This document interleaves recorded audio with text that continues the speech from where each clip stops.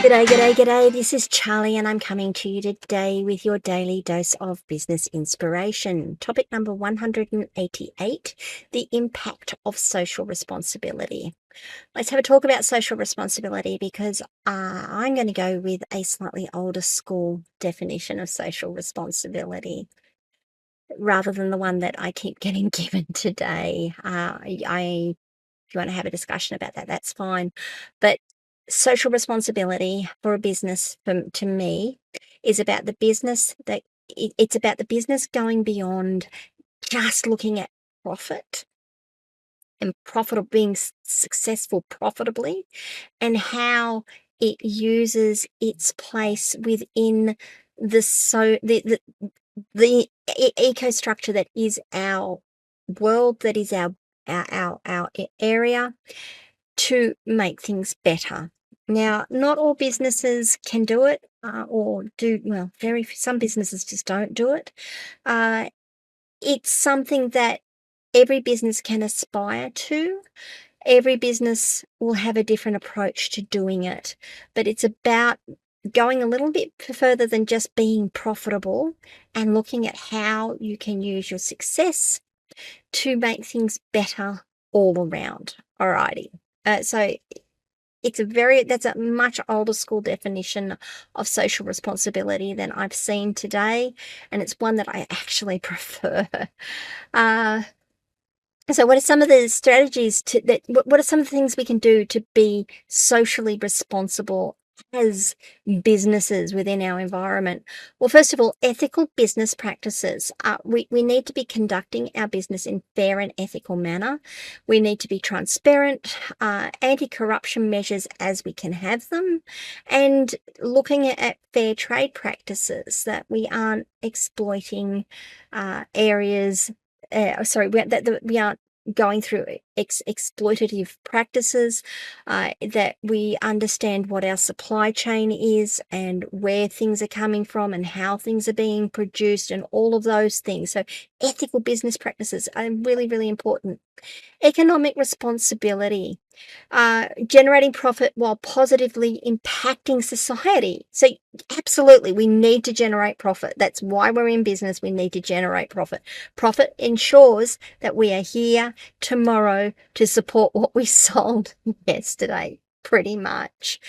But it also involves being responsible about where we're investing, and considering the social and environmental impacts of our business decisions. We need to take it all into consideration. And the last one is philanthropy, and this is the one that I love the most. It's about taking some of those profits that we've got and doing charitable donations, giving charitable donations, getting involved in the community and providing support, getting involved in community support initiatives. It can range from sponsoring local events to funding educational programs and disaster relief efforts. It could be having a Big Brothers program or a Big Sisters program. It could be about mentoring kids in school to teach them business practices or give them a little bit more education. Philanthropy is a big one for me.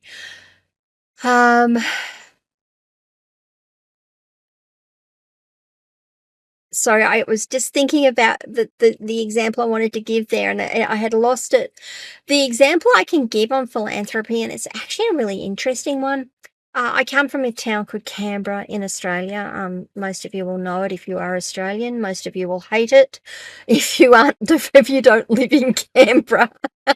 But one of the things that Canberra did when I was younger, and they still do it, but it was something that was implemented when I was younger. Rather than having pubs in Canberra, we have these things called licensed clubs. And licensed clubs are pubs by any other name, but they're a bit more than than a pub. They normally have poker machines, they have Keno. It's normally where they normally have a sporting team associated with it as well. You go up that when you go to the club, there's a bistro. You go and eat in the bistro. They've got reasonably priced food and it's normally very nice, but it's reasonably priced. It's all mid-level stuff.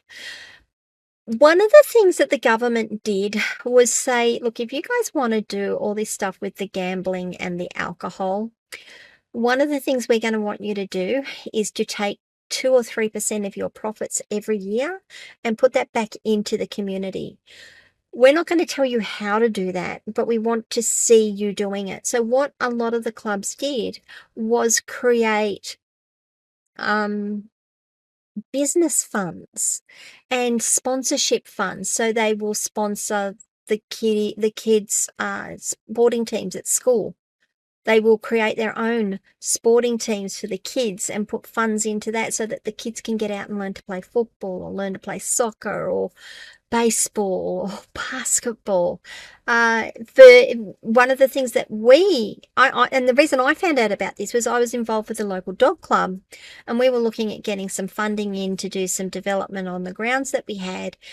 And the local club had its grants come up, and we could apply to get a grant from the local club to help us support our local community club.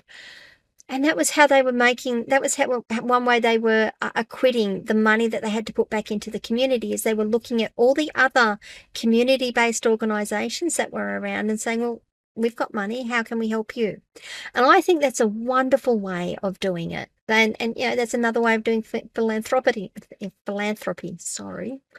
And I'm going on a little bit long here, but I just wanted to give some really good examples of how you can be socially responsible as a business and still be profitable and still not have to worry about where that money is going to come from, or it doesn't have to cost a lot of money.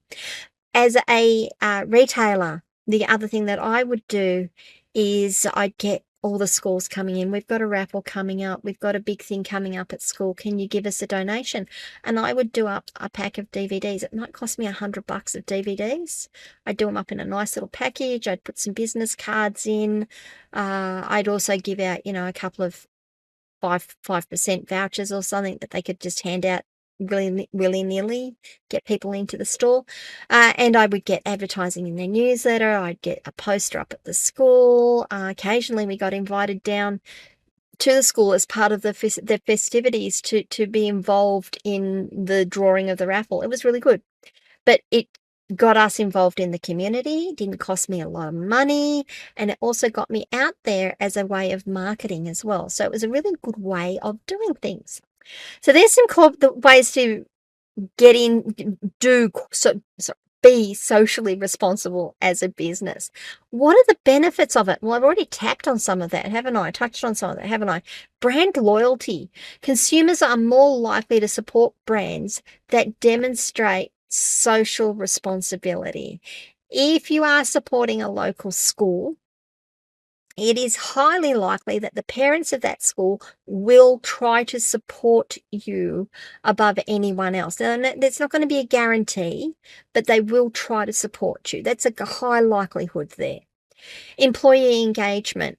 By showing that you care as much for your social responsibility as you do for your profits, your employee morale will be boosted, and you're likely to attract talent who value purpose-driven work. Really, really, really interesting point.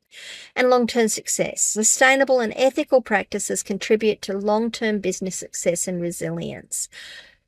Can't deny it. I'm not sure I can put my finger on anything to say there's some factual proof on it, but there's some things around it, and I've given you some actual personal anecdotes of how that's worked for me. What do you guys think about social responsibility? Do you think it's crap? Do you get involved in it? What do you do? Leave some comments, come across to Locals, ask charlyleetham.locals.com, join the conversation there. Please remember to like this video, subscribe to my channel, ring the notification bell so you find out when I drop more content, and I will see you all tomorrow for topic number 189, the art of customer delight. Looking forward to that one. See you guys.